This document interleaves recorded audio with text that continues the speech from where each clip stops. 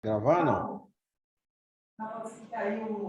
Fábio é R3 de retina e ele vai apresentar, então, o caso clínico da reunião de hoje. Fábio? Oi, professor, muito obrigado. Meu nome é Fábio Marinho, sou residente do terceiro ano. Antes de começar, eu gostaria de agradecer o Dr. Sérgio Pimentel e a doutora Cleide pela orientação do caso clínico de hoje, e agradecer ao Dr. Felipe, a doutora Elisa, o Bernardo e o Daniel pela ajuda na documentação do caso a seguir. Bom, o caso de uma paciente do sexo feminino de 44 anos, caucasiana, natural e procedente de São Paulo. De profissão, ela era costureira. Ela veio com uma queixa para exame oftalmológico de rotina e rastreio genético, porque ela deu entrada no Hospital das Clínicas devido a uma investigação de um quadro familiar que já acompanhava no hospital, de uma patologia ocular a esclarecer.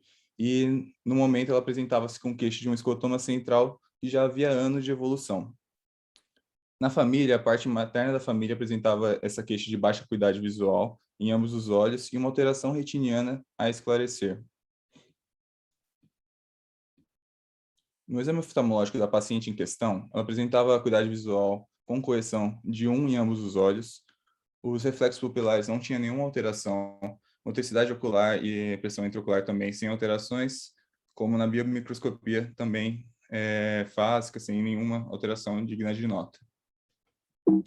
Dando sequência, na retinografia de ambos os olhos, tanto no olho direito quanto no olho esquerdo, se a gente dá uma ampliada na região macular, ela apresentava essas lesões granulares foveais em ambos os olhos, bem na região foveal. Na autofluorescência, também se a gente ampliar, ela apresenta essa região hiperalto no olho direito e um pouquinho hipoalto no olho esquerdo. Na angiofluorescinografia do olho direito, realizada no dia 18 de abril, já com 33 segundos de anjo, ela apresentava essa região com a presença de um defeito em janela, na região bem central, na região macular, do olho direito e do olho esquerdo também, só que mais característico, sendo evidenciado nos 4 minutos de exame. No ACT do olho direito, apresento o vídeo a seguir.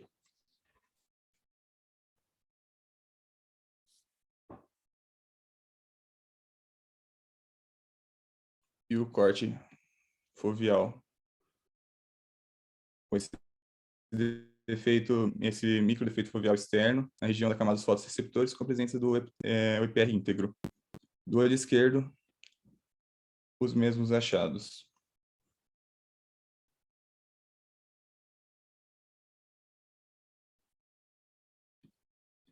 E o corte central.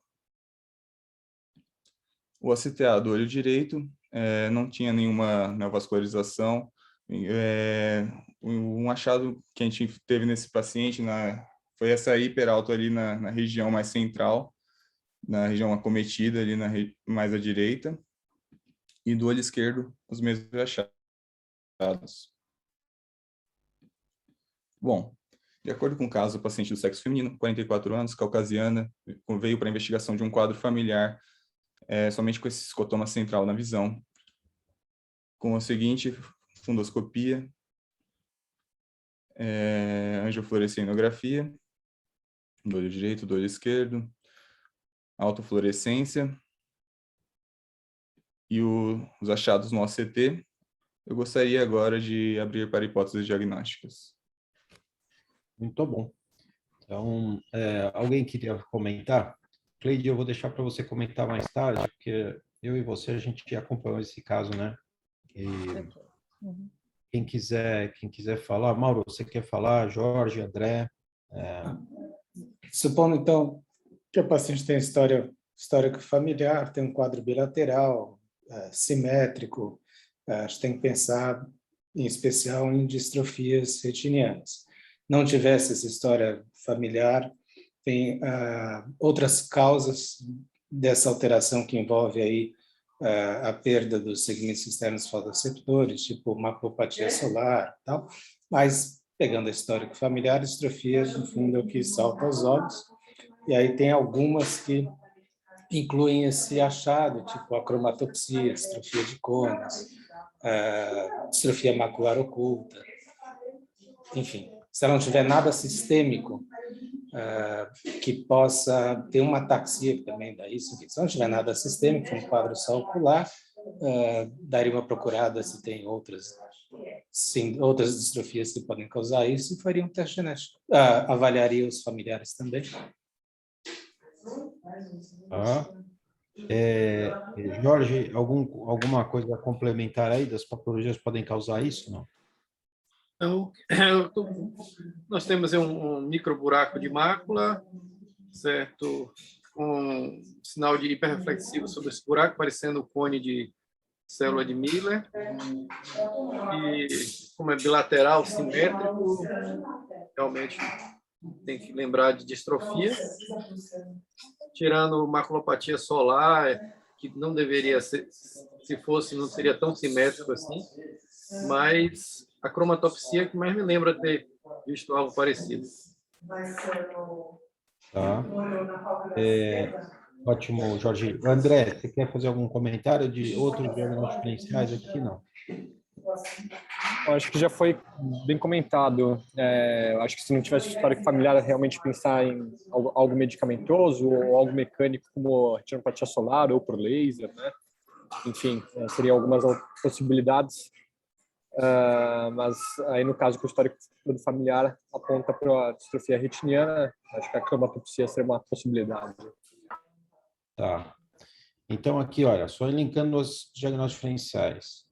Retinopatia fótica, que envolve maculopatia solar ou iluminação por endolaser, álcool voltaico e tal, certo? Distrofias, vocês falaram de acromatopsia, que faz parte do diagnóstico diferencial. O Mauro lembrou de outras distrofias. Distrofia macular oculta, né, Mauro? É um pouquinho diferente, né? Não é típico, né? Pega lá, zona elipsoide, mas é mais um borramento, né? Mas tem um contínuo de evolução, certo? Distrofia de cones tem teria uma lesão muito mais ampla do que essa lesão focal aí, então não bate muito, certo? A ataxia seria um diagnóstico diferencial importante, mas ela não tem nada clínico nem familiar de alterações neurológicas, certo? Mas tem outros diagnósticos diferenciais aqui que talvez não foram incluídos. A gente pode incluir poppers, toxicidade, ela não é usuária dessa droga, mas eu acho que dá para incluir aqui, certo? Tem várias manifestações de toxicidade por essa droga, mas... MACTL2 também, mas Isso, Mauro. não é exatamente. Tamoxifeno também. Tamoxifeno para uma mulher de 44 anos. A gente não tem histórico de ter usado tamoxifeno para câncer de mama, mas é um importante diagnóstico diferencial, certo? E tem outras hipóteses aqui que são maculopatias tracionais. Descolamento do vítreo posterior pode causar lesão muito semelhante a essa, a gente vai ver na revisão. E pós-operatório de membrana epirretiniana também pode causar uma lesão semelhante, ou um buraco macular, eventualmente, que não fechou completamente. Pode, pós-operatório, que não é o caso, não tem história de cirurgia, pode dar uma alteração semelhante, certo? Então, a gente ampliando esses diagnósticos diferenciais, a gente pensaria nisso. E o Mauro sugeriu, então, a gente fazer uma investigação da família, né? E a gente está seguindo essas famílias, é uma família grande. Antes da gente mostrar a família, Cleide, como é que você... Algum complemento aqui nesse caso? Não, só queria comentar que uma observação que o Jorge fez, uma das hipóteses, como você comentou, era uma maculopatia tracional, né? A tracional não seria bilateral simétrica, mas é muito interessante que no olho direito ela tem uma hiperrefletividade acima dessa falha das camadas externas dos fotorreceptores e que sugere uma atração ali no buquê. E então o que confunde ainda mais, porque não é o caso, quer dizer, o paciente não tem uma maculopatia tracional, mas o sinal do OCT sugere um pouco. Enfim, em relação ao restante, a única coisa que eu posso comentar é que na autofluor, ela tem um sinal que vai auxiliar, isoladamente é difícil, mas auxiliar no diagnóstico dela, que é que ela tem uma hipoalto bem central com uma leve hiperalto no entorno, que é bem bilateral e simétrica, e que faz parte, então, esse não é um quadro típico da distrofia que essa paciente tem, mas esse sinal da autoflúor sugere já. Ótimo. E mesmo talvez da anjo, né, Cleide? Se tiver alguma Também. impregnação, né? É que a anjo é menos específica, né? Não, com certeza. Na Na autoflúor é um pouco autoflu mais. parece mais, né? Então, Na anjo assim, é só um defeito em janela. como foi sugerido no histórico familiar que ela tem uma distrofia retiniana na família, e ela fez parte dessa investigação, então o Fábio vai mostrar nessa sequência, mostrando a família para a gente ver se a gente consegue fechar o diagnóstico melhor. Fábio? Certo. Bom, como os doutores bem falaram, os diagnósticos diferenciais para o caso em questão abrangem uma grande lista, sendo as causas tracionais, como descolamento do vítreo posterior, tração vitro-macular, um buraco macular que não fechou completamente, um pós-operatório de membrana epirretiniana, causas de edema macular crônico, pós-trauma, contuso, fototoxicidades retinianas, Mactel tipo 2, maculopatia por tamoxifeno, poppers, laser pointer, e a cromatopsia sendo uma das causas também relatadas. E no segmento da paciente, foi questionado sobre isso, ela negou exposição solar, uso de medicações ou substâncias ilícitas, negou trauma ocular prévio ou sintomas recentes de DVP, e foi solicitado o teste genético para ela, onde no teste genético ela veio com alteração no gene BEST1, como toda a família dela, de acordo com o heredograma a seguir. No heredograma, a gente pode evidenciar que ela está apresentada pela seta ali, na linha 2, paciente número 8, onde a mãe ela tinha uma história de baixa acuidade visual, que não foi avaliada, já é falecida, e depois disso, a família, os 7 irmãos, desses 4 já vieram para o HC, apresentavam alterações oftalmológicas e teste genético positivo. É uma família que gostaria de agradecer a Elisa, a doutora Cleide, o doutor Felipe e o doutor Bernardo pela ajuda na documentação dessa família, que tem essas alterações oftalmológicas, e o doutor Daniel Amote pelos testes genéticos, e os que estão em preto não foram avaliados, tá? E desses, eles têm filhos que também têm alterações, tanto oftalmológicas quanto alterações genéticas já relatadas e documentadas aqui no HC, tá bom? E dando sequência, a gente, na literatura, devido à alteração encontrada nessa paciente em questão, não ser muito típica da doença de Best, da distrofia de Best, a gente foi procurar algum artigo que evidenciasse a alteração encontrada, se poderia ser relacionada a Best, se tinha algum relato na literatura prévio. E durante a investigação, eu encontrei um artigo de um relato de 2 casos de paciente com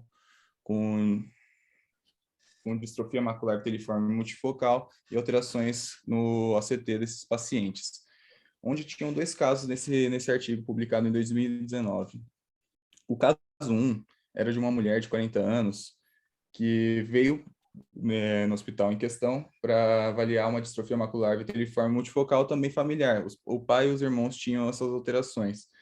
E nela, ela apresentava o eletrocardiograma alterado, tinha uma acuidade visual com correção de 20/32, 20/125, e na fundoscopia, ela apresentava várias lesões viteliformes fora da área macular e na média periferia, com alteração da granularidade foveal, como mostra nas imagens a seguir.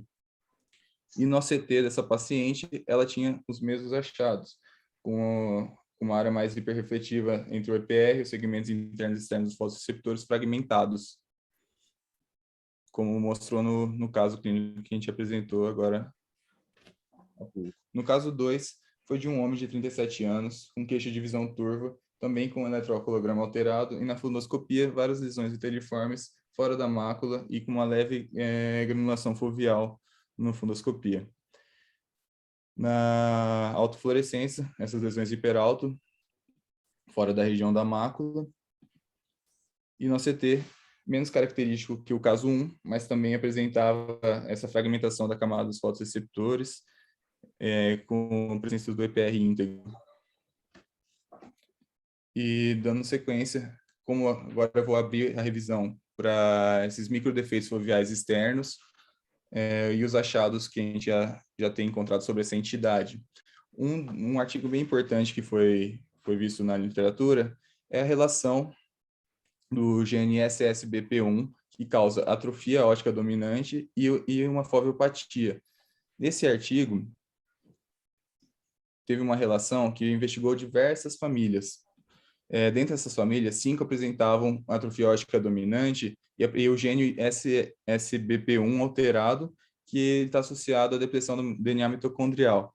E esses pacientes, eles tinham características, fenótipos do gene OPA1 alterado, mas não tinha relação sindrômica. E o caso dessas famílias, além da atrofia óptica dominante, com essa região de palidez temporal de disco, perda das fibras temporais, e ela apresentava também na região da fóvea essa fragmentação, sendo casos que não tinham sido relatados na literatura, e essa família foi a primeira que apresentava atrofia óptica com relação a essa foviopatia. E a fisiopatologia estava ligada na replicação do DNA mitocondrial e alteração tanto no nervo óptico quanto na retina do caso em questão. E aí, agora, indo para aqueles diversos diagnósticos diferenciais, a gente encontrou um artigo sobre os microdefeitos foveais externos, foi uma revisão na literatura com diversos casos, acredito que seja relatada a maior revisão dos casos de microdefeitos dessa entidade em questão, onde os microdefeitos foveais externos foram descritos anteriormente como microburacos maculares, variando entre 50 a 150 micrômetros, presentes na camada da retina externa dos fotoreceptores, onde ocorre uma fragmentação desses fotoreceptores com a presença do EPR normal. Os mais associados estão relacionados à tração, como descolamento do vítreo posterior, síndrome da tração vitreomacular, e também relacionado a distúrbios degenerativos dos fotoreceptores, ou através do dano indireto ou direto desses casos, como a gente apresentou na lista lá acima de diagnósticos diferenciais. Iniciando, sobre o descolamento do vítreo posterior, é a condição mais associada, está presente sintomas recentes de DVP e apresenta um defeito residual na camada dos fotoreceptores, após a resolução de buracos maculares. Está muito relacionado com a regressão da tração vitreomacular. Nesses pacientes em questão, documentados na figura A, B, C e D, a gente pode ver o descolamento do vítreo posterior em todos, com a presença de um córtex vítreo bem denso, onde aconteceu uma tração, levou à fragmentação direta desses fotoreceptores, causando essa lesão subjacente. E na figura a seguir, a gente pode ver que tanto no A e no B, o A é o olho direito e o B é o olho esquerdo do paciente, pós-descolamento do vítreo posterior. No item C, foi um acompanhamento depois de alguns meses, com melhora da lesão, e no D, a lesão se manteve mesmo após a resolução. Referente ao pós-operatório de membrana epirretiniana e síndrome da tração vitreomacular, o descolamento foveal é seguido de uma recuperação incompleta da arquitetura pós-cirúrgica ou pós-tração. Tem uma hipótese relacionada que pode estar associado com uma coroide espessa, onde o aumento da pressão coroidal elevada, o espessamento dessa coroide, altera a adesão dos fotoreceptores ao EPR, levando a um descolamento foveal transitório e perda focal desses fotoreceptores. Na figura 1, a gente pode ver um paciente com tração vitreomacular na seta branca, essa coroide mais espessada e a presença inicial de uma fragmentação com um microdefeito foveal externo. E o paciente 2 é pós uma cirurgia de membrana epirretiniana, com a presença logo em seguida dessa fragmentação pela tração realizada no intraoperatório. Dando sequência agora às lesões diretas da camada dos fotoreceptores, a maculopatia solar, a maculopatia por laser pointer, a presença praticamente a mesma fisiopatologia, onde após a exposição acontece um escotoma central desses pacientes, são lesões fotoquímicas diretas aos fotoreceptores, onde o EPR ele absorve essa radiação, com isso leva a um dano subjacente, diminuindo a fagocitose desses fotoreceptores e um acúmulo do segmento da retina externa no espaço subretiniano, levando às alterações encontradas. No paciente do item A, também, o item A e B são um pós-trauma contuso, onde aconteceu a lesão direta desses fotoreceptores. No C, é o paciente que teve lesão por laser pointer, onde apresenta essa mancha foveal acinzentada na fundoscopia, e no ACT, as mesmas lesões encontradas. No paciente da item E, é um paciente que ficou exposto a um eclipse solar e apresentou a lesão e o escotoma central logo após. Também pode estar muito relacionado a edema macular crônico e Mactel tipo 2. No edema macular crônico, acontece um comprometimento dos fotoreceptores pela lesão, pela cronicidade da lesão, e no Mactel tipo 2, acontece uma perda das células de Miller, perda dos fotoreceptores, e geralmente é mais temporal a fóvea, os achados. Nesse primeiro paciente, é um Mactel tipo 2. Na fundoscopia, a gente pode ver essa mácula com aparência mais acinzentada, e no ACT também, as mesmas lesões, esses microdefeitos foveais externos. E no paciente a seguir, foi uma pós-oclusão de ramo de veia central da retina, já panflotado, fez anti-VEGF, onde ele tinha um edema macular crônico que se resolveu e ficou com essa fragmentação externa.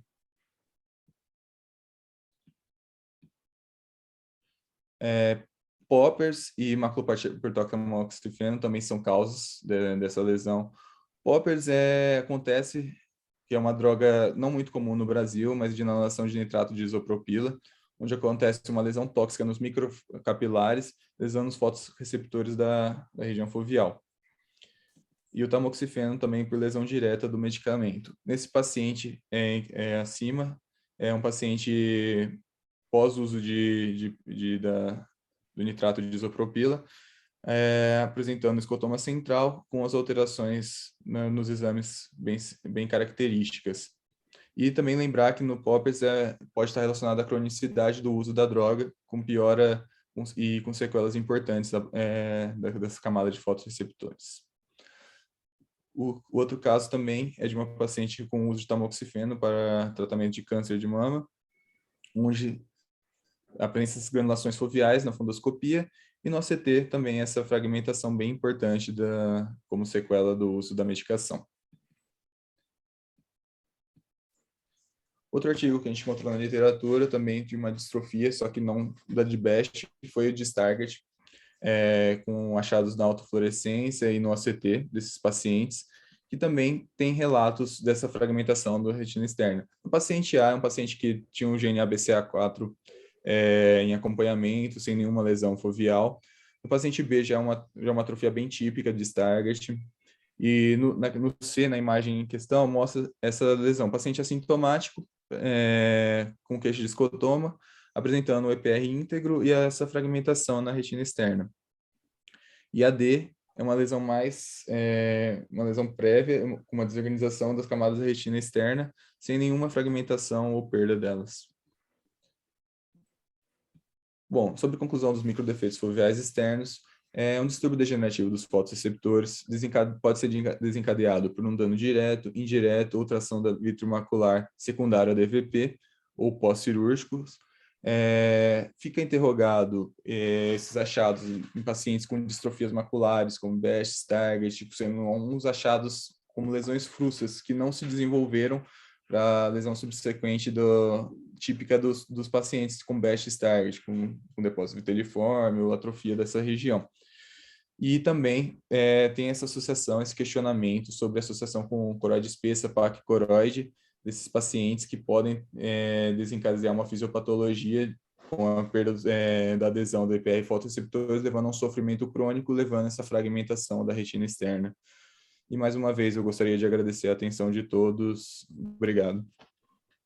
Muito bom. Então o Fábio apresentou um paciente com um microdefeito foveal externo, bilateral, muito simétrico.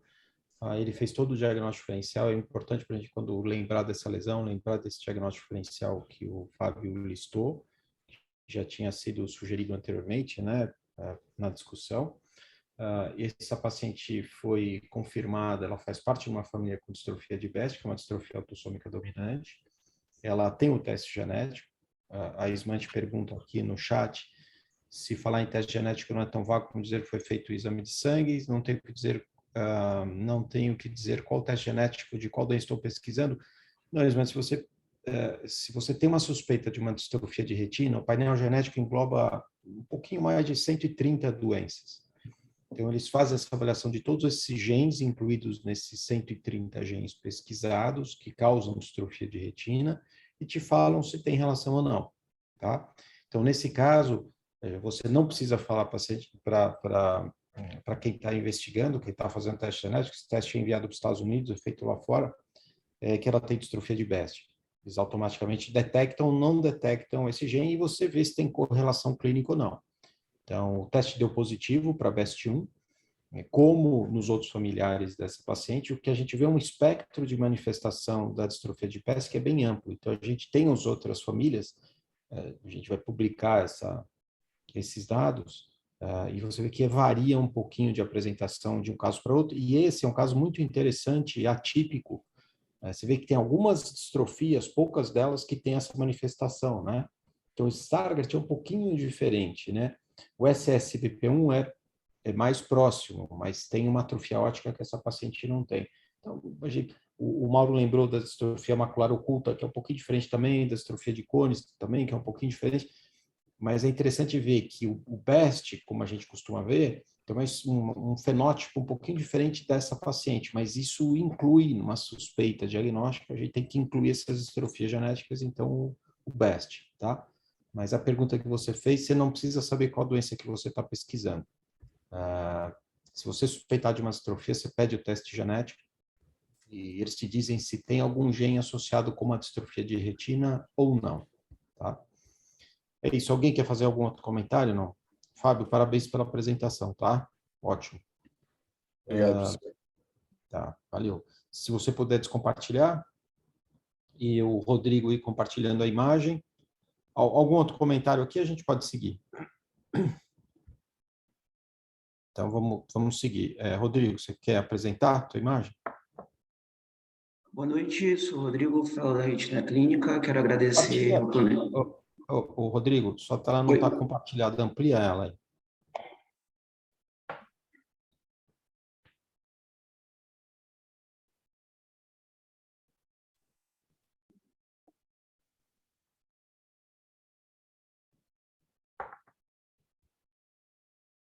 Agora foi, professor? Não, não foi.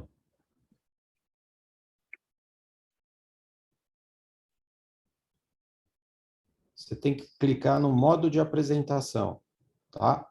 Ela não está no modo de apresentação. A tela tem que ficar cheia com a imagem. Rodrigo, quando for compartilhar, tenta selecionar a telinha mais da esquerda naquelas opções. Isso. Pronto, Rodrigo. Então, o Rodrigo é fellow de retina e ele vai apresentar, então, a imagem. Pode ir, Rodrigo.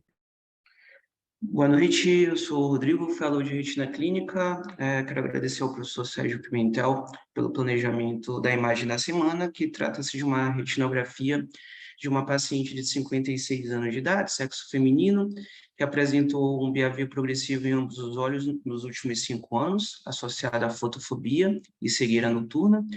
Negava qualquer antecedente oftalmológico, HPP também nada digno de nota, assim como antecedentes familiares e hábitos de vida.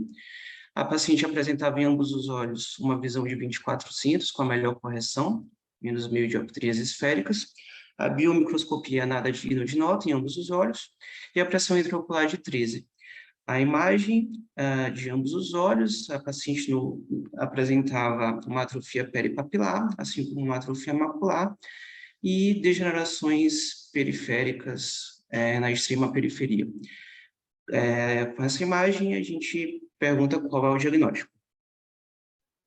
Então, o Rodrigo mostrou todo o caso. Se é algo aqui, fica mais fácil a gente fazer o diagnóstico. Vocês, alguém tem alguma suspeita para o diagnóstico diferencial aqui? Pensaria numa distrofia também. Esse aspecto periférico dessas lesões aí meio saca-bocado confluentes sugere atrofia girata, mas acho que pode abrir para distrofias tapeto-retinianas em geral. Mas minha primeira hipótese seria essa. Tá, note, eu acredito, tem 56 anos, né? Mas ela tem 2400, a história dela é 5 anos. Bom, então, Então- pensando em distrofias de início tardio, acho que a biomicroscopia normal, dela é normal, mas enquanto estava Normal. descrevendo a história, eu Normal. pensei em LORD, né, que é aquela distrofia tardia, mas geralmente tem uma alteração na zona, lá no cristalino. Ela não tem, Acho que acredito. só por isso não dá para... Quer ver, não Cleide, seria a minha... vamos mostrar o polo posterior? Realmente. Rodrigo, vê se você consegue mostrar o polo posterior de novo. Na sequência você tem uma imagem de autofluorescência? O próximo slide é a avaliação multimodal completa dessa paciente. Posso mostrar, né? Então vamos ver. Certo. Então, a gente tem uma autofluorescência de ambos os olhos, apresentando uma hipoauto central com as margens hiperautofluorescentes. O infrared, o paciente apresenta essa hiperreflectância central em ambos os olhos também. E o ACT da paciente, ela apresenta CHOR, né, atrofia GPR e de segmentos externos e internos da retina, assim como esse material hiperreflectivo acima do EPR nas áreas que ainda tem EPR. Tá. Então, isso ajudou em algum Já muda diagnóstico? bastante. Aham. Já muda bastante, porque aí parece um quadro que primariamente é de mácula e associado aí com uma alteração pigmentar periférica. Isso. Então, em distrofias, aí eu já pensaria em Sorsby, que tem esse depósito subretiniano, ou algumas doenças mais do caminho das adquiridas, tipo EMAP, que é quase uma DMRI, mas é em pacientes mais jovens e que tem um diâmetro vertical maior, de atrofia maior do que o horizontal, ou mesmo uma DMRI precoce. Ótimo, Cleide. Eu fico com o Cleide aí no SOSB, por causa desse depósito subretiniano hiperreflectivo, faz uma atrofia de coroide pigmentar e retina externa aí bem anunciado, e então por isso tudo eu penso em SOSB. Então, mas o Sorsby dá uma alteração pigmentar muito maior, né? Essa paciente parece que ela tem uma atrofia geográfica. Você vê a borda da lesão hiperalto? Tá vendo? E ela tem algumas alterações ao redor da lesão, pequenas, como se fossem drusas pequenas, tá vendo? Na lesão. Entendeu? Então, acho que o aspecto de fundo de olho, para mim, não lembra Sorsby. Agora, outra coisa, dica para vocês. Cleide, aquelas lesões periféricas, não são simples áreas de atrofia, né? Qual que é o diagnóstico dessa lesão periférica? Elas estão muito confluentes, mas olha lá as 12, em geral essas lesões são mais inferiores. Oi? Pavestone? Pavestone. Pavestone também, Certo?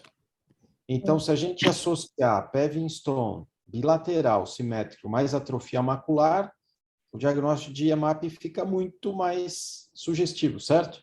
Sim. Né? Concordam? Isso. E ela teve uma evolução muito rápida, ela perdeu visão muito rápida. A gente sempre enxergou muito bem, é isso, Rodrigo? Aí, de repente, ela começou a perder visão rapidamente. Ela teve uma evolução da atrofia macular muito rápida, né? Então, e ela tem um diâmetro vertical de atrofia, como a Cleide mostrou, você mostrou a autofluorescência, Rodrigo, maior do que a horizontal, né? Tá? Isso, que não é professor. comum, né? Que não é comum esse padrão em uma DMRI ou eventualmente numa distrofia, né? Eu acho que o diagnóstico diferencial que vocês fizeram é perfeito, tá? Eu acho que inclui Sorsby, pode incluir eventualmente Girata, mas se fosse no início, mas talvez sem a lesão macular. Mas eu acho que o EMAP fica... a gente tem que pensar bem, né? Às vezes a gente pega o EMAP no começo, ele evolui rápido, a gente vê a evolução dele, mas nesse caso tem essa atrofia e tem o Pavestone na periferia, né? E o Marcelo Calzella está fazendo uma apresentação junto com a Sung, que muitos desses pacientes têm histórico de tratamento de febre reumática. Eu não sei se essa paciente tem ou não, mas muitos pacientes têm esse relato. Então, não sei se é um gatilho para você acabar destruindo o fotorreceptor nesse tratamento, mas é incomum você ver pacientes com esse relato, né, de tratamento de febre reumática. E na casuística deles, praticamente 80% desses pacientes deles têm tratamento de febre reumática na adolescência. Mas o tratamento qual que é? Benzetacil só? Então, eu acho que eu conheço esse tratamento. Eles não falaram qual o tipo de tratamento, mas é com antibiótico, né? E você tem que ter a febre reumática, eu não sei se está relacionado com a doença ou com o tratamento. ou com o tratamento com a penicilina, né? Tá? Mas vocês concordam com o diagnóstico aqui? Sim. Sim. Jorge? Tá bom. Mauro, algum comentário? André, algum comentário aqui? Adicional, não. Parabéns. Tá. Nenhum. Tá. Então vamos continuar aqui. O Rodrigo vai fazer uma revisão breve aí do EMAP. Então, a atrofia macular extensa com pseudodrusa, auto-intitulada EMAP, foi descrita pela primeira vez recentemente por um grupo de franceses, Hamel e colaboradores, e é caracterizada fenotipicamente com justamente uma alteração que acomete mais mulheres de 50 a 60 anos de idade, com característica bilateral, simétrica, que na imagem A e B a gente observa justamente essa expansão mais vertical do que horizontal, apresentando pseudodrusas na média periferia, como a gente observa na imagem da seta azul, e paving stones na extrema periferia.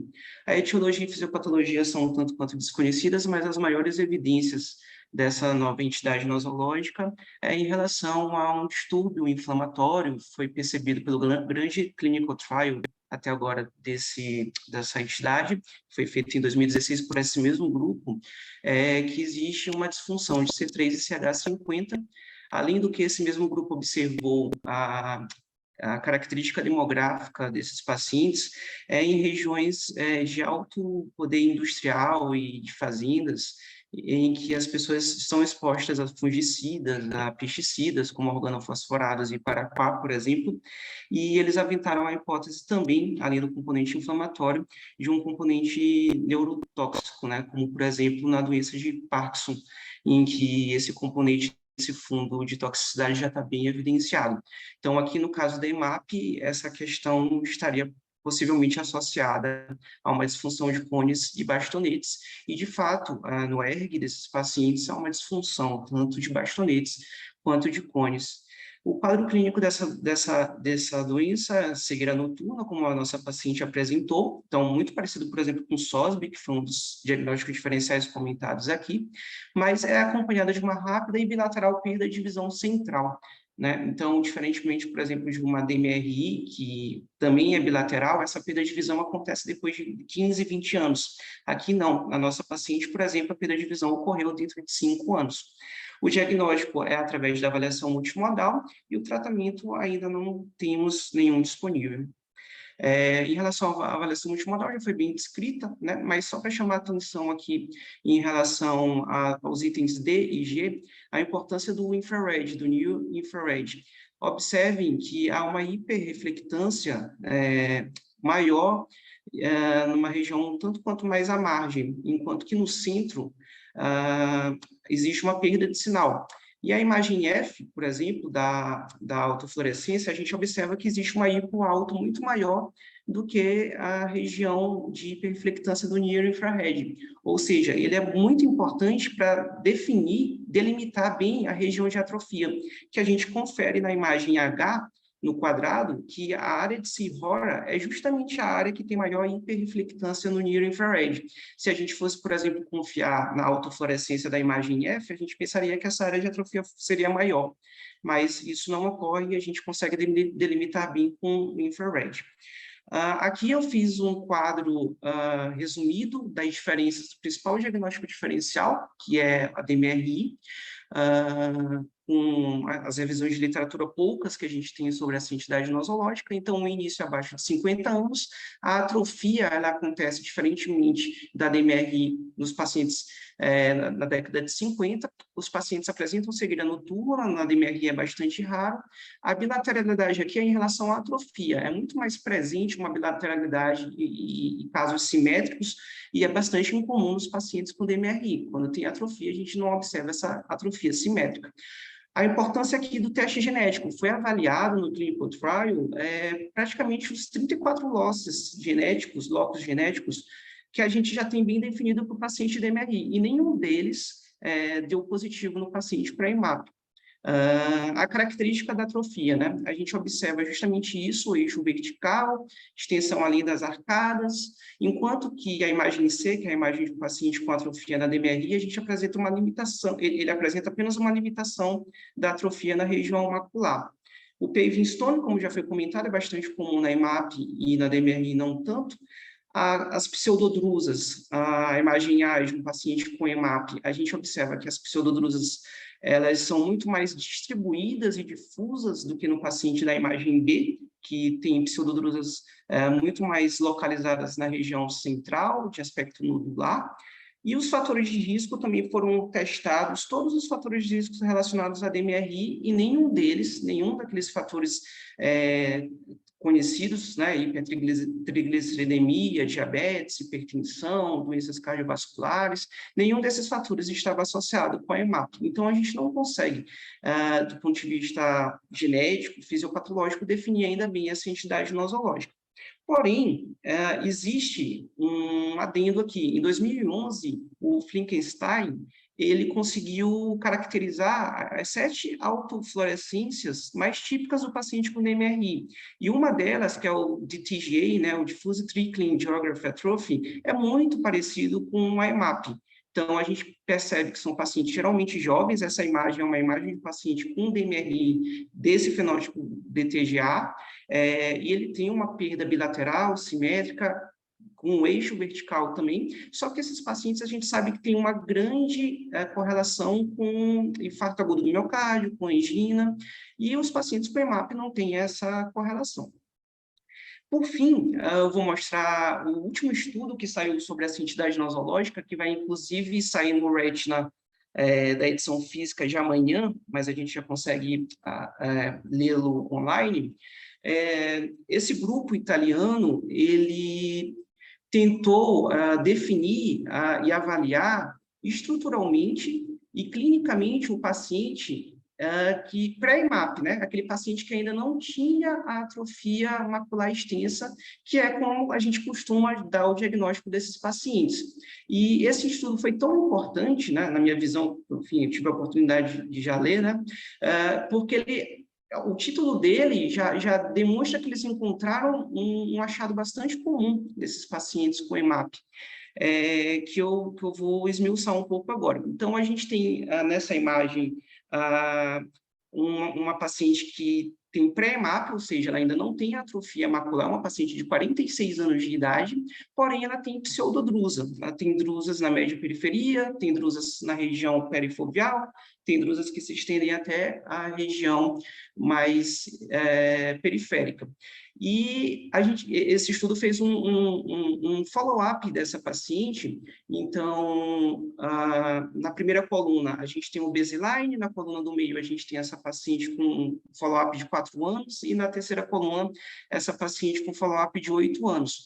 E o que a gente observa? Por exemplo, na autofluorescência dessa paciente no baseline, a gente observa uma área de hiperautofluorescência, no near-infrared, que é a imagem do meio, que é a imagem B, uma hiperreflectância, e na imagem C a gente observa justamente os depósitos subretinianos dessa paciente. Já no follow-up de 4 anos dessa paciente, a gente observa que aquelas imagens que eram um tanto quanto hipoautofluorescentes já se tornaram hiperalto na imagem D. O near-infrared já demonstrou uma maior hiperreflectância. Olha, observem que está sendo tirado o segmento da região superior dessa paciente, e a gente observa no ACT da imagem F que existe já um dismorfismo, né, do EPR, com o aparecimento de um material hiperreflectivo acima do EPR, e já dá para observar, inclusive, a separação do EPR com a membrana de Bruch. E no follow-up de 8 anos, que é a imagem da coluna à direita, a gente observa que na autofluorescência, o paciente já tem mais hiperautofluorescência, no near-infrared ele já tem mais hiperreflectância, e na imagem I, nessa imagem daqui de baixo, a gente observa que existe uma completa separação já como se fosse um sinal da dupla camada, né? Um material hiperreflectivo entremeando entre a membrana de Bru e o EPR. E justamente quando aparece esse sinal da dupla camada é que a gente começa a observar na seta azul a atrofia de EPR, né? Só depois do aparecimento desse material hiperreflectivo e dessa separação que a gente observa a atrofia de EPRs e Serrora, que é observado na seta azul. Então, esse estudo foi bastante interessante, porque ele conseguiu descrever pela primeira vez o estado pré-EMAP, né, esses depósitos subretinianos, antes que esses pacientes tenham efetivamente se transformado em atrofia macular. E esses depósitos subretinianos, como foi visto nesse follow-up, eles foram desaparecendo, e à medida que eles foram desaparecendo, foi surgindo esse material hiperreflectivo sub-EPR, que separou as camadas de Bru, o EPR e a lâmina basal do EPR, e eles sugeriram justamente que esse material hiperreflectivo é justamente a normalidade da lâmina basal, que é o biland, né? Que só é visto em pós-mortem, nos pacientes com DMRI, e raramente foi visto em vivo. E eles sugeriram justamente isso, que o biland, que é a normalidade da lâmina basal, está implicado justamente na fisiopatologia desses pacientes. De tal modo que quanto mais espesso for o bilange, eles também observaram, eles foram medindo a espessura desse material hiperreflectivo, quanto mais espesso era o bilange, mais insuficiência metabólica existia e mais atrofia aparecia. E eles observaram também que o bilange era mais localizado superiormente. Isso pode justamente explicar o porquê que a atrofia do IMAP, diferentemente da atrofia da DMRI, é uma atrofia mais vertical do que horizontal, né? Justamente porque o bilange estava mais localizado justamente nas regiões superiores, nas regiões periféricas. Então, a atrofia se estendia verticalmente. As pseudodrusas também estavam mais localizadas nessa região. E o estudo, ele justamente questionou isso. Será que, por mais que a gente ainda não tenha definido um teste genético positivo para esses pacientes, será que não existe um teste genético parecido com LORD ou SORSB? Justamente porque essas doenças também têm um acúmulo, têm um espessamento de biland. Então, a ideia daqui para frente é justamente tentar encontrar uma explicação genética, porque essa doença, assim como o DTGA, né, que é um dos fenótipos do DMRI, ela aparece bastante com LORD e SOSB, justamente por esse acúmulo de biland. E o estudo, justamente, ele traz, por fim, né, concluindo, essa ideia da gente tentar caracterizar e diagnosticar a doença antes que ela acometa propriamente a mácula, né, propriamente dita, justamente para a gente conseguir, quando tiver tratamento, tratar esses pacientes mais precocemente. E também para a gente não diagnosticar equivocadamente esses pacientes, né, porque muitos desses pacientes com EMAP foram classificados equivocadamente como pacientes com DMRI. Muito obrigado. Obrigado, Rodrigo. Ótimo. Algum comentário aqui adicional? A gente pode seguir. Thaís, se você quiser compartilhar o artigo. Vou compartilhar agora, professor. Tá. O artigo fala de uso de antiangiogênico, no caso o ranibizumab, em olhos que estão sendo tratados com DMR exudativa, mas você vai tratar o olho contralateral sem exudação, o tratamento trimestral. Esse estudo seguiu esses pacientes e viu ser adequado fazer esse tratamento preventivo com antiangiogênico a cada 3 meses. É isso que a Thaís vai mostrar, certo? Então, a Thaís é R2 no nosso serviço. Então, Thaís, fica à vontade. Bom, então eu vou apresentar o artigo científico da semana. Queria agradecer ao Dr. Sérgio Pimentel pela escolha do artigo. Como ele comentou aqui, o artigo é sobre o uso do ranibizumab como profilaxia para o desenvolvimento da DMRI neovascular em olhos com fatores de risco. Fazendo uma breve introdução, a DMRI é a primeira causa de cegueira não reversível nos Estados Unidos, em indivíduos com idade igual ou superior a 50 anos, e da DMRI neovascular, ela representa de 10% a 15% de todas as formas de DMRI e é responsável pelo maior déficit visual dos pacientes. A gente sabe que os pacientes com DMRI neovascular em um olho têm uma chance de 17 a 35% de evoluir com a forma neovascular no olho contralateral, isso em 2 anos. Foi pensando nisso que esses pesquisadores resolveram avaliar a segurança e eficácia da injeção a cada 3 meses, né, do ranibizumab, em olhos com alto risco para progressão para DMRI neovascular. Foi um estudo multicêntrico, prospectivo, monocego, um grupo experimental e placebo e randomizado. Então, os critérios de inclusão do estudo foram indivíduos com idade superior ou igual a 50 anos, com DMRI neovascular em um olho, e DMRI intermediária no olho em estudo. Lembrando que a DMRI intermediária, ela se dá pela presença de várias drusas médias, ou pelo menos uma drusa grande, associada a alterações pigmentares da retina. Tiveram alguns critérios de exclusão, então, atrofia geográfica dentro dos 500 micrômetros do centro da fóvea, e uma área total de atrofia maior do que 8 diâmetros de disco. Também foram excluídos do estudo qualquer condição que predispunha a neovascularização, sem relação com DMRI, então, estrias angioides, tumor de retina, miopia patológica, também outras condições que poderiam atrapalhar no diagnóstico, como membrana epirretiniana mais significativa, retinopatia diabética, buraco macular e uveíte. Pacientes que fizeram vitrectomia prévia, radioterapia, pseudofásicos, ou que foram submetidos a tratamentos com corticoide nos últimos 90 dias. Então, era feita uma injeção de ranibizumab no início do estudo e repetida a cada 3 meses, até o final do estudo, né, por 2 anos. Em todas as visitas, era medida a acuidade visual dos pacientes, feito o exame oftalmológico completo, o OCT, espectrodomain, retinografias e angiografias. Para definir a conversão em DMRI neovascular, era feito o exame clínico por um dos investigadores, e confirmação por uma avaliação independente na Universidade da Califórnia Davis Reading Center. Então, os desfechos que foram analisados no estudo. A gente teve a conversão da DMRI intermediária em neovascular, a mudança da acuidade visual no início do estudo, em relação ao primeiro e ao segundo ano, e a perda de 5, 10 ou 15 letras no primeiro e no segundo ano. Aqui a gente tem uma tabela com as características de cada grupo no início do estudo, então a gente tinha um total de pacientes de 54 em cada grupo. A média de idade era de 79 no grupo experimental e 77 no placebo. A distribuição de sexo era parecida.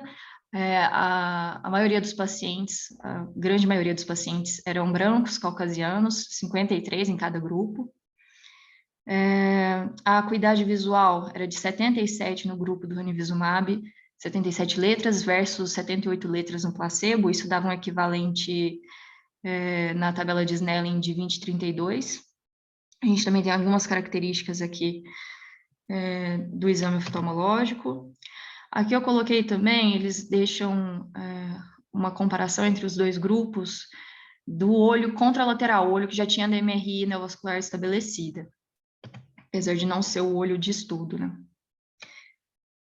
86% dos participantes concluíram o estudo, 18 não concluíram, sendo 11 por escolha pessoal, 1 se mudou, 3 por problemas médicos e 3 por morte. Só que a perda de segmento desses pacientes foi igual nos dois grupos, de 9 em cada um. Eles também deixaram claro que não houve nenhuma complicação, como endoftalmite, hemorragia vítrea, catarata traumática ou rotura por conta das injeções. Bom, analisando um pouco aqui da conversão para DMRI neovascular, a gente tem a cada 3 meses o número de pacientes que teve essa conversão. O total foi de 7 em cada grupo, ou seja, foi igual. E o tempo médio para conversão em DMRI neovascular foi de 9 meses no grupo do ranibizumab versus 6 meses no grupo placebo. Quando a gente analisa a acuidade visual, a gente vê que do início do estudo até o primeiro ano, teve uma perda de 0,9 letras no grupo do ranibizumab versus 0,3 letras no placebo, com um P de 0,7. E quando a gente compara o início do estudo até o final do estudo, até o segundo ano, teve uma perda de cerca de 2 letras no ranibizumab versus 1,5 letra no placebo, também com um P grande, né, de 0,62. Quando a gente vê a acuidade visual nos olhos que não tiveram a conversão para DMRI neovascular, do início do estudo até o final, no grupo do ranibizumab, a gente teve uma perda de 1,6 letras e no placebo de 1,4. E a acuidade visual nos olhos que tiveram a conversão para DMRI neovascular teve uma perda também de 6,3 letras no ranibizumab versus 4 letras do placebo. Tiveram alguns casos de possível neovascularização subclínica. Foram 8% dos olhos. Eram consideradas essas neovascularizações subclínicas as lesões hiporrefletivas, intra- e subretinianas, ou cistos hiporrefletivos não exudativos. Só que a gente vê também que esses casos foram bem distribuídos entre os dois grupos, 5 no grupo do ranibizumab versus 4 no placebo. Quando a gente vai analisar também os tipos de membrana neovascular que se formaram, a gente tem 5 no total de tipo 1, 5 de tipo 2 e 4 de tipo 3. Isso dá 36% de tipo 1, 36% de tipo 2 e 29% do tipo 3, que é bem compatível com o que a gente já tem de prevalência, que a gente já tem observado. Então, as conclusões do estudo. Eles viram que as variantes foram bem equilibradas entre o grupo experimental e placebo. Esses casos de possível neovascularização subclínica também foi equilibrado entre os grupos, mas tivemos algumas limitações do estudo. Então, uma amostra pequena, 108 olhos. Eles consideram que pode ter um efeito cruzado do anti-VEGF, que era realizado no olho contralateral, né? Aquele que já tinha a DMRI neovascular estabelecida. Só que como nos dois grupos os pacientes estavam tratando, eles acham que não deve ter tido muita interferência no resultado do estudo. Teve a perda de segmento de 18 pacientes. Eles também consideram a diferença no tempo entre o início da DMRI neovascular, do olho contralateral, e o início do estudo, né? Com certeza tinham pacientes que já tinham a doença estabelecida há mais tempo. Eles também ressaltaram a coerência com os resultados do estudo PROCON, que foi um estudo parecido com esse, só que com a aflibercept, também com injeções trimestrais, que teve um resultado parecido, uma conclusão parecida. Então, não teve diferença entre o grupo experimental e o placebo, em relação à conversão para DMRI neovascular, e a alteração da acuidade visual também não foi nem clinicamente significativa, nem estatisticamente significativa. A gente continua como arma aí a suplementação de AREDS para redução do risco para conversão para DMRI neovascular. A gente sabe que tem uma redução de 25% em 5 anos. Então, é pequeno, né, mas é o que a gente tem até o momento, junto com o segmento dos pacientes clinicamente. O estudo, então, foi fraco, não pode excluir o efeito clinicamente significativo das injeções de ranibizumab nesses casos. Bom, conversando com o Dr. Sérgio, ele ressaltou também algumas limitações do estudo que não foram contempladas na pesquisa. Ele citou o estudo Harbor, que mostra características de OCT, características de risco para progressão para DMRI avançada. Então, a gente tem aqui, quando a gente, analisando progressão, tanto para DMRI avançada, atrofia geográfica e membrana neovascular, quando a gente analisa a presença de foco hiperrefletivo intrarretiniano, a gente vê que tem uma relação importante para a progressão dessas 3 formas diferentes. Também, o que também acontece com as lesões drusenoides hiporrefletivas e depósitos drusenoides subretinianos. Quanto ao volume das drusas, quando maior do que 0,03 milímetros cúbicos, a gente vê que tem progressão, que tem relação com progressão para a DMRI avançada e para atrofia geográfica, mas não tem relação para progressão com membrana neovascular. Aqui a gente tem a tabela que relaciona a taxa de progressão para a DMRI avançada pelo risco, pela categoria de risco do OCT. Então, quando a gente considera a progressão para a DMRI avançada que seria ou a atrofia geográfica ou a presença de membrana neovascular, a gente vê que tem 5,4% de taxa de risco na categoria 2, na categoria 3 de 33,1% e na 4 de 84,4%. Quando a gente pensa só na progressão para atrofia geográfica, a gente vê que tem uma taxa de 0% na categoria 2, 19% na 3 e 64% para a categoria 4. E quando a gente pensa só em membrana neovascular, a gente tem uma progressão de 5,4% para a categoria 2, cerca de 14% para a categoria 3 e 20% para a categoria 4. Então, a gente vê que existem várias características do OCT que são importantes para pensar em progressão, que não foram contempladas na pesquisa que eu apresentei.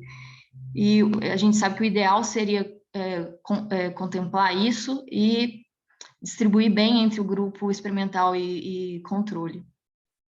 Só que a gente sabe também que é muito difícil, quanto mais coisa a gente vai analisar, mais difícil fica de fazer o estudo, mas é importante a gente ter isso em mente na hora de que for pegar uma pesquisa assim e for analisar. Obrigada para todos aí que prestaram atenção. É isso. Obrigado, Thaís. Excelente. Tá? Então, são esses os vieses do estudo. Eu acho que a ideia é interessante. Será que eu consigo prevenir no paciente de risco? Tem uma membrana num olho. Eu consigo prevenir o outro olho tratando trimestralmente com antiangiogênico? O estudo mostrou que não, é o segundo estudo que mostra que não. Então, a gente tem que ser mais específico, né? E injetar bastante para prevenir mais que 3 vezes por aí, que fica a prevalência, não é uma prevalência muito grande, não tem sentido. Então, esse é o segundo só. Alguém quer fazer algum comentário não? Sobre isso? Acho que só se for tratar mais frequentemente, aí pesa o outro lado da hipótese de você talvez envolver atrofia geográfica com o uso intensivo de anti-VEGF.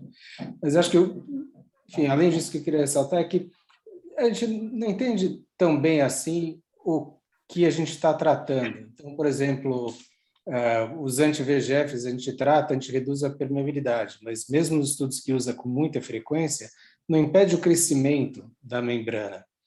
Então, essa ideia de tratar preventivamente é uma excelente ideia, mas pode ser que, no fundo, essa não seja a função do anti-VEGF, que a membrana vai aparecer independente.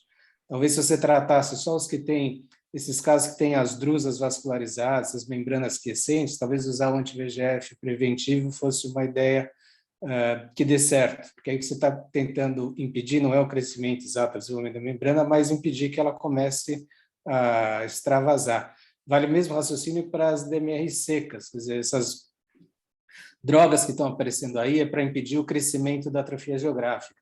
Mas a gente não tem certeza se ela vai funcionar, que é a pergunta seguinte, se ela funcionaria para impedir o aparecimento da atrofia geográfica. Então, cada passo, né, na mecanismo fisiopatológico, ele às vezes é diferente assim e necessita de um tratamento específico que não funciona para o passo seguinte ou anterior. Excelente, Mauro. Excelente. Então, só fazendo alguns comentários interessantes. Primeiro, a discussão do que é o paciente de risco, né? A gente é guiado principalmente pelo AREDS, que era a retinografia, que vai ver se tem drusa, se não tem drusa, tem alteração pigmentar. Aí você já deu um passo adiante, que é a nova busca de você ter biomarcadores de riscos melhores, que aí você tem as categorias de OCT. E eu não estava presente, mas semana passada vocês discutiram o comprimento do fotorreceptor como biomarcador para início de uma DMRI. Então, a primeira crítica que eu faria do estudo será que o biomarcador do retinografia é um marcador fraco, ou seja, só a retinografia para saber se o paciente é de risco ou não. A outra é a grande procura de uma medicina preventiva, em vez de tratar doença, tratar e prevenir que o paciente venha a ter DMRI. Isso é uma pergunta de $1 milhão. A gente tem os trabalhos do AREDS, que é muito questionado hoje em dia se realmente diminui 25% com o polivitamínico e o crescimento MRI seco, da MRI exudativa. E aí o pessoal falou assim, vamos fazer anti-VEGF, que seria prevenir. Você sabe, quando a gente tem a membrana oculta, as pessoas discutem que não deveria se tratar a membrana oculta, porque, teoricamente, a membrana oculta ela é um mecanismo fisiológico de proteção do EPR para uma isquemia. Teria um processo ali, e se você tratar ela, teoricamente, você está abrindo a atrofia geográfica mais cedo, porque você tem uma coroide que não dá uma boa perfusão. Então, será que o anti-VEGF seria realmente um processo? Aí, temos que lembrar que processos fisiológicos de risco seria o quê? Uma baixa perfusão na coroide, um processo inflamatório que é gerado pelas drusas. Então, aí vai para o caminho de complemento que a gente está explorando aí. E será que esse processo de inibição de C3, C5 não levaria também uma prevenção de MRI exudativa? Aí outros acham que não, porque alguns trabalhos que você mostra que você usar inibidor de C3 parece que aumenta a chance de você ter DMRI exudativa. Então, a gente ainda está muito embrionário de entender realmente os fatores de risco, a fisiopatologia da doença. A gente trata hoje a doença.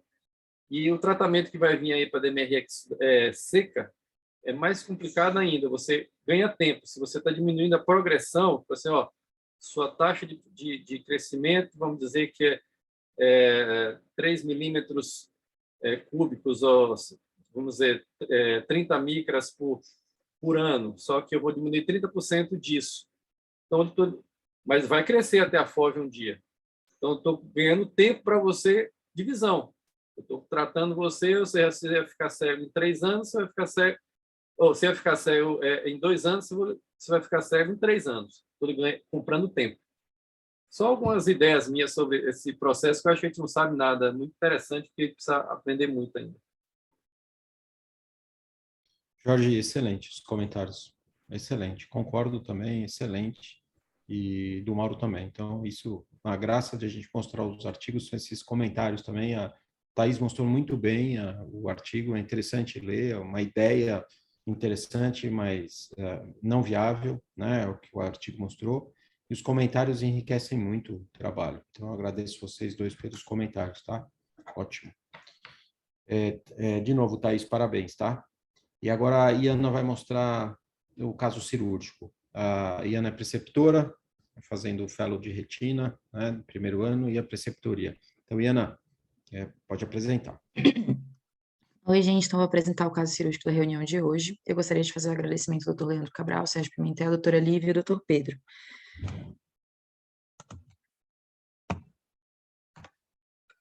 Então, o nosso caso trata-se de uma paciente feminina, 58 anos, ela apresentava um quadro de baixa acuidade visual em ambos os olhos, pior em olho direito já há 2 anos.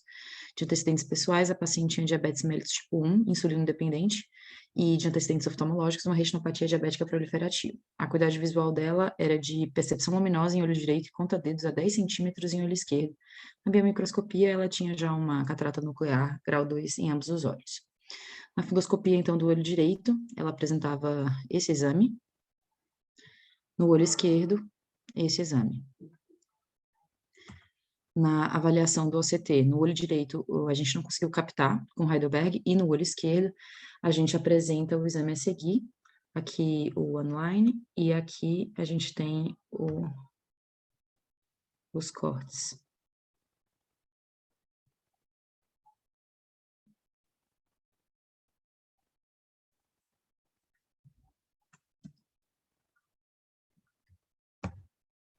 Então, diante desse quadro, eu gostaria de perguntar qual seria a conduta dos professores.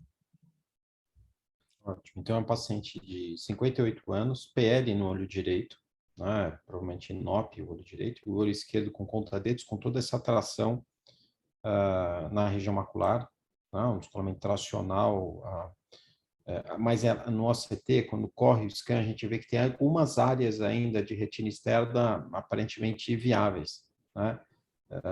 Então, eu queria saber de vocês se vale a pena operar ou não. Eu acho que vale a pena, e é uma cirurgia que talvez tenha dificuldade grande de dissecar, não na região foveal, talvez seja mais simples, mas provavelmente na arcada isso deve ter uma atração maior. Então, acho que não vai ser uma cirurgia simples de fazer, mas eu acho que a paciente que provavelmente tem só esse olho viável, eu acho que deve ser tentado isso. Então, vocês querem comentar? André, Jorge, Mauro?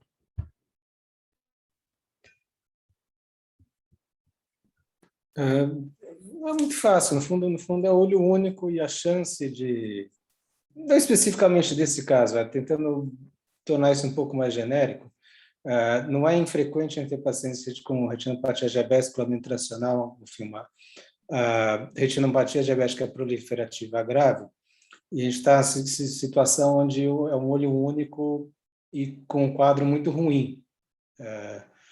No fundo, a dificuldade é que, obviamente, se tudo der certo, provavelmente esse paciente vai ter uma visão um pouco melhor, surpreendentemente um tanto melhor, por um tempo muito grande, mas isso às custas de correr um risco importante de acabar perdendo a visão.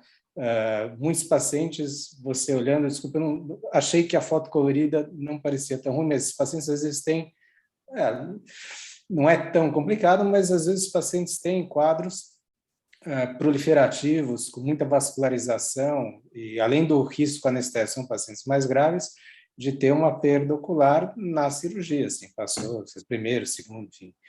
Pós-operatório recente, acabar perdendo a visão por complicações cirúrgicas. Esse caso específico, acho que vale a pena operar, mas acho que a dificuldade de casos como esses é isso, assim, não poder dar uma garantia e, no fundo, o paciente vê que a gente fica na dúvida do risco grande que a gente está correndo operando um olho único nesses casos. Perfeito, Mauro. Jorge? Mas eu vou dizer minhas impressões sobre esse caso. Eu opero muito diabético, sofro muito com diabético. Diabético é uma caixa de surpresa e hoje,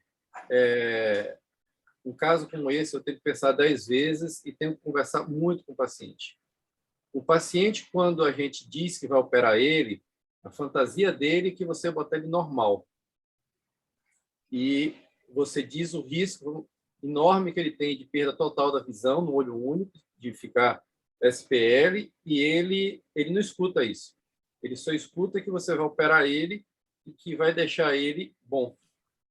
E esse paciente é terrível, porque ele não compartilha com você dos riscos. O risco fica só na sua mão. E um paciente desse tem vários riscos de ficar cego. Um é você não conseguir delaminar bem, outro é você fazer algum buraquinho aí, esse buraquinho não fechar e ser na região foveal. Outro, você fazer neuropatia isquêmica, se demorar muito a cirurgia e aumentar muita pressão. Outro, você sangrar e não conseguir coibir esse sangramento. Outro é você fazer uma cirurgia belíssima e deixar um pouquinho de vítreo na base vítrea e fazer proliferação na base vítrea e arrancar o corpo ciliar e esse paciente ir para um processo longo de atrofia. Então, é uma cirurgia extremamente delicada, difícil, e que a gente tem que conversar muito com o paciente, e aqueles pacientes que a gente nota que não entende o risco, hoje eu prefiro não operar. Mas, do ponto de vista técnico, eu diria, vamos operar. Mas tem todos esses detalhes que a gente tem que considerar e os riscos. Jorge, alguma dica para 23, 25 ou 27 gauge, secção bimanual, usar o chandelier, alguma técnica que você prefira para casos com essa adesão toda na arcada temporal superior que ele tem, por exemplo? Chandelier sempre ajuda demais, porque nesse paciente desse, você vai usar todos os recursos que você tem. Então, o chandelier lhe permite você fazer bimanual, que às vezes é ótimo, mas às vezes você também consegue ir fazer bem com uma mão ou fazer dissecção com a própria ponta do vitreófilo. Então, isso você entra no paciente desse, você vai, aos poucos, testando com muita delicadeza, você não quer fazer buraco nesse paciente, qualquer lesão que você faz na retina, você sabe que é muito ruim, então você vai testando, você usa um pouquinho a pinça, você vê se a adesão é muito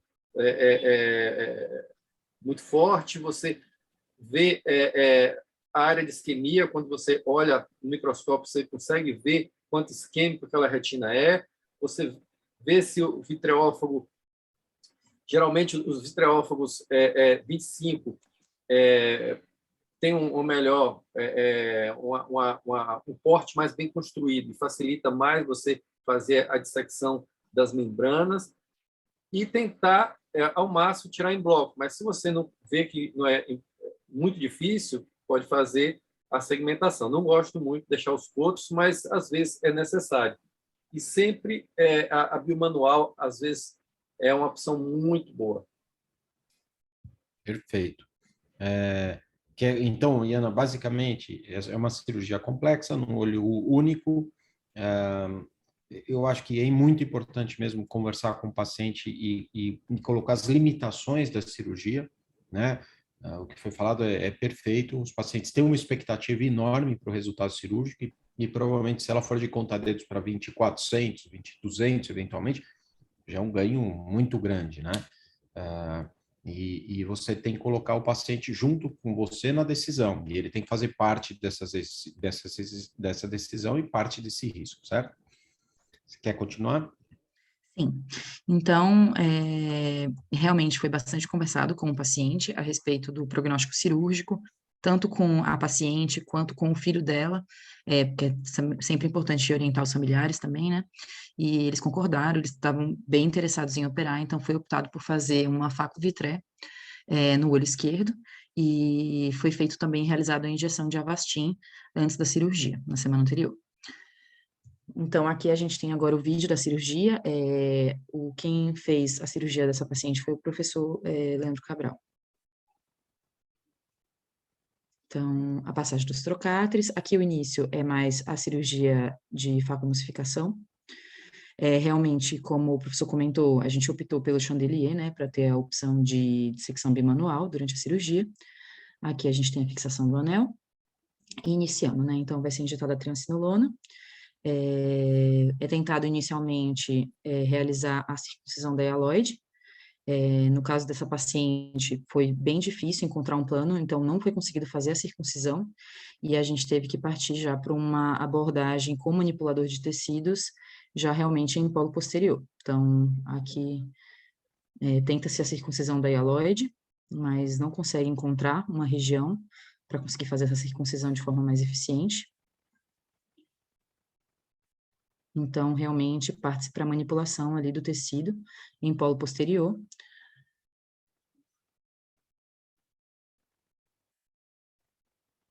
Então, depois de um pouquinho de tentativas, consegue-se abrir a hialoide e encontrar um plano ali para começar a fazer a dissecção no polo posterior.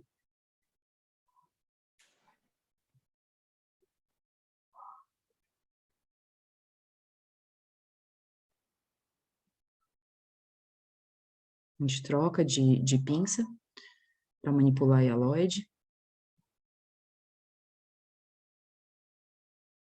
É tentado, inclusive, uma dissecção bimanual ali com a própria iluminação.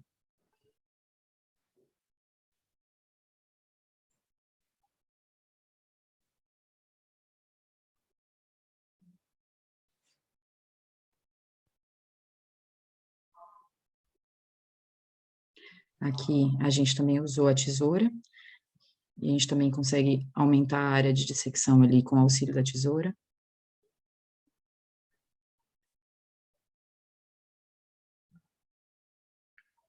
Aqui a gente partiu para a segmentação, para poder progredir um pouquinho mais a dissecção dessas membranas para a periferia.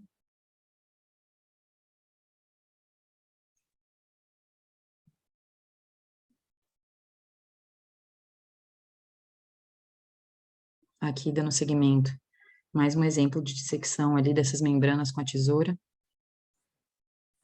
Então, foi em todos os quadrantes, tinham camadas e camadas de hialoide para serem dissecadas. Foi uma dissecção bem difícil, bem custosa, cirurgia longa. Nesse momento aqui, a gente já nota uma maior mobilidade da retina, mas ainda não havia sido encontrado nenhuma rotura durante a cirurgia, nem notado, né, nenhuma rotura. Mas, dando seguimento, a gente consegue A gente opta por colocar um pouquinho de perfluor no polo posterior para estabilizar e realização de base vítrea. Durante a realização da base vítrea, a gente consegue realmente encontrar uma roturinha que fica o nasal inferior. Então, a gente disseca bastante em volta da rotura, tira todo o vítreo, faz a troca por ela, a retina assenta completamente, e a gente faz laser para concluir a cirurgia 360.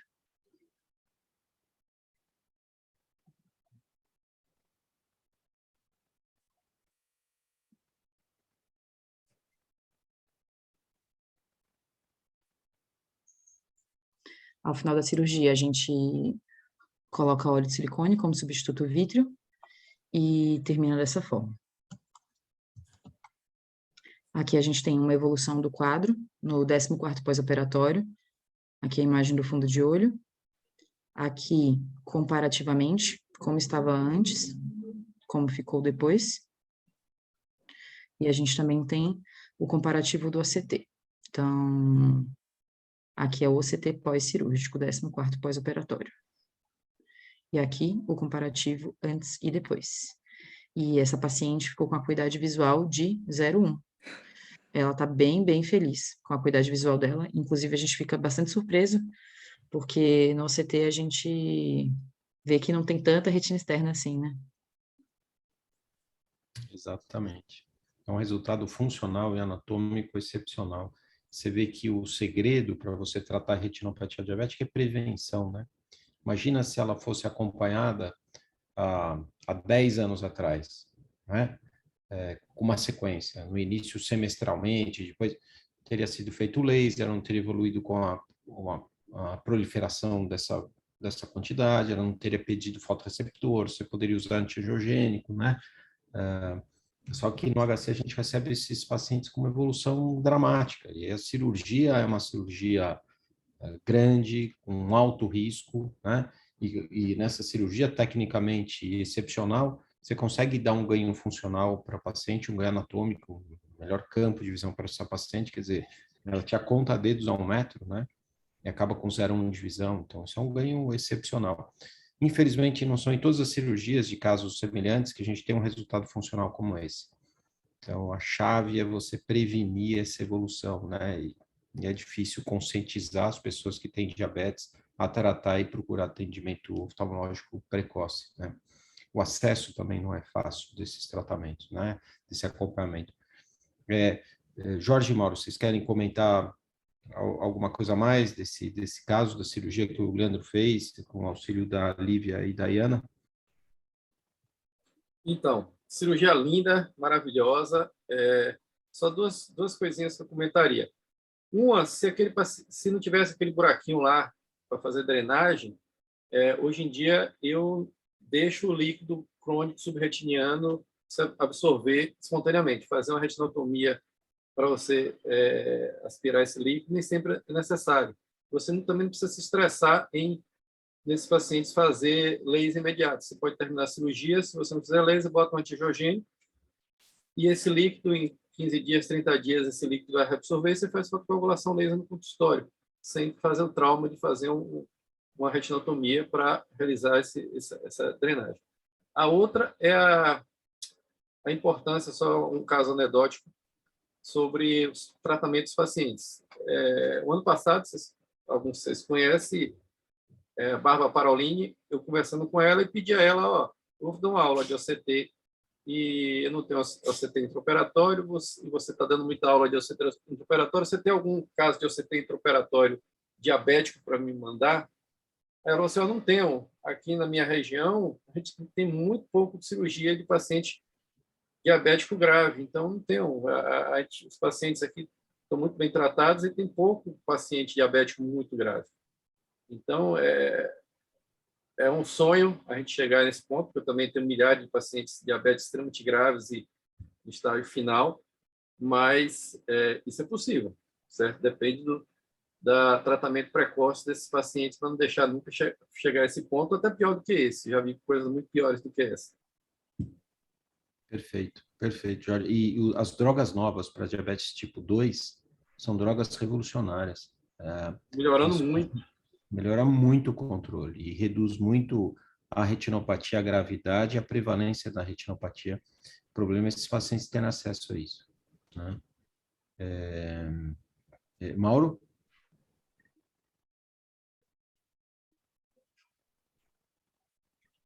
Acho que o Mauro foi jantar. E Ana, excelente o caso, parabéns para vocês, para você, para a Lívia, para o Leandro, pela cirurgia extremamente difícil. Às vezes, nesses casos, se formasse mais rupturas periféricas, poderia colocar uma faixa para ajudar a retinopexia periférica, tá? E retirar logo esse óleo de silicone, tá? Para evitar eventual toxicidade, num caso já com uma perda de fotorreceptor grande como ele tem, né? Então, talvez 2 meses e meio, 3 meses com óleo de silicone, a retina assentada, sem nenhuma tração residual, com todas as suturas bloqueadas, como a gente viu na retinografia, tirar precocemente o óleo de silicone, tá? Talvez com 3 meses já remover, para ele não causar problemas secundariamente, né? Ou como o glaucoma secundário, como a gente vê bastante, né? Com óleo de silicone mais tempo dentro do olho, tá? Mas parabéns pela apresentação, viu? E parabéns pelo resumo do vídeo. Você resumiu em 2 minutos e pouco uma cirurgia de quantas horas foram de cirurgia? Acho que foram 3 horas e meia. Tá? Então, a gente resumiu aqui, a Iana resumiu em 2 minutos e pouco, uma cirurgia de 3 horas. Então, o Leandro tem uma técnica cirúrgica excepcional e tem que ter muita paciência para operar esses casos. Tá? Então, isso faz... Só último lembrete de um amigo da Índia, que ele sempre gosta de botar as dicas no grupo de cirurgia. Ele fala o seguinte: se você vai operar um paciente diabético grave, você tenha, se for de manhã, um bom café da manhã, se for à tarde, um bom almoço, você vai precisar de muita glicose e muitas horas de cirurgia. Então, se você aguentar isso, você tem que estar bem alimentado. Exatamente.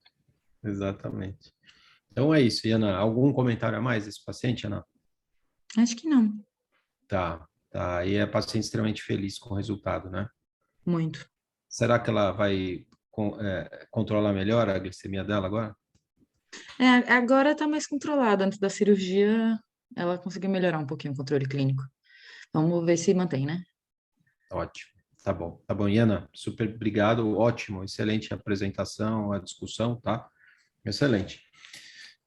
Então, eu queria agradecer a todo mundo que apresentou, participou, comentou, ótima reunião, e quinta-feira que vem a gente apresenta outra reunião, tá? Boa noite para todo mundo, ótima sexta-feira, ótimo final de semana para todos, tá? Um abração. Boa viagem de volta, Jorge. Você está onde? Você está em Salvador, não? Estou em Salvador. Então você não precisa voltar hoje, né? Você está sempre viajando. Não. Hoje eu não fui, não, provavelmente por causa do sul brasileiro, que aí parte da diretoria foi designada de ir, e nesse eu não tive missão de ir, então aí não precisei ir, porque não vai ter reunião amanhã em São Paulo. Tá bom. Disse que eu não estou aí com vocês. Tá, aproveita Salvador aí. Obrigado. Tá. Um abraço para todo mundo, tá? Um abraço para todos. Até semana que vem. Um abraço. Tchau.